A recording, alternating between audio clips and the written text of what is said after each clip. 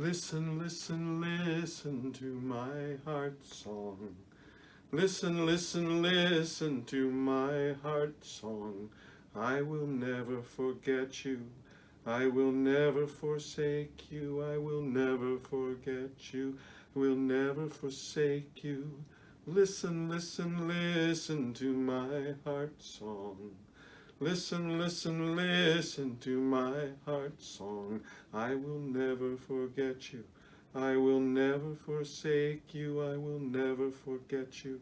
I will never forsake you.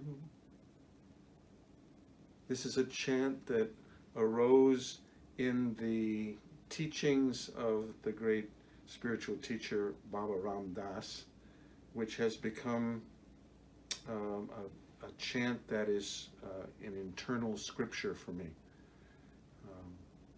It's about listening and remembering to listen.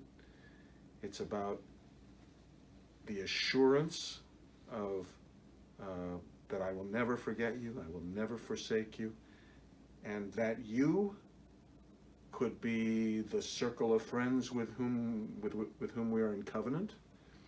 It could be for those of us that find the notion of God to be helpful language. It could be that I will never forget nor forsake the holy. I love the chant and commend it to you. I began with it to ground myself in gratitude.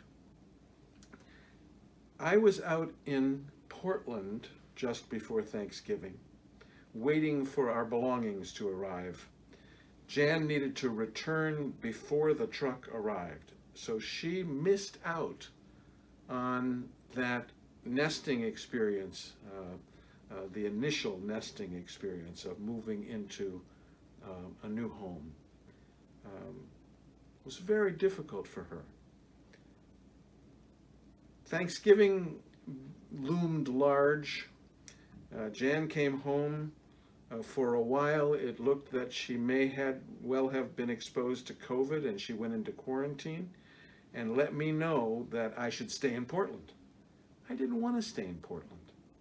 I wanted to be home for Thanksgiving, and frankly, I wanted to be with her. But that looked unlikely when I got on the plane very, very early on that Thanksgiving Thursday morning. Fortunately, by the time I got off the plane, Jan had learned that the person to whom she had been exposed did not tested negative, didn't have COVID. And so our canceled plan was set aside.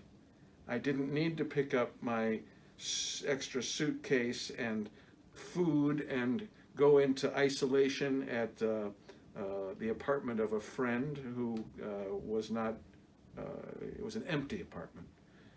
And I was not looking forward to that at all.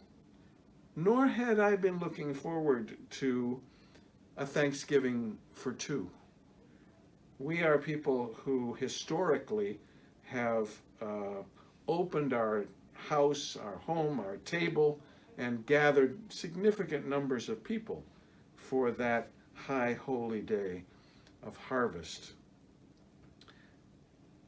But the truth is that the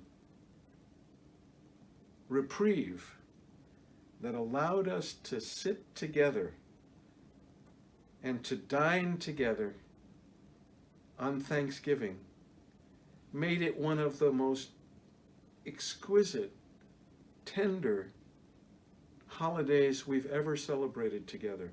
It wasn't that we didn't miss our family, that we didn't miss the friends who had intended to join us before we decided that travel during the holidays was simply a mistake.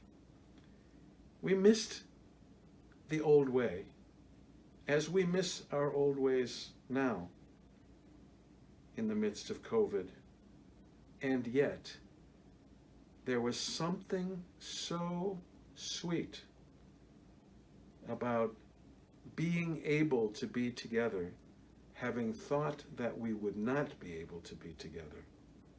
that I pause and celebrate, and I will remember, and I will listen, and I will watch for further opportunities to see the feast laid out before my eyes in new ways.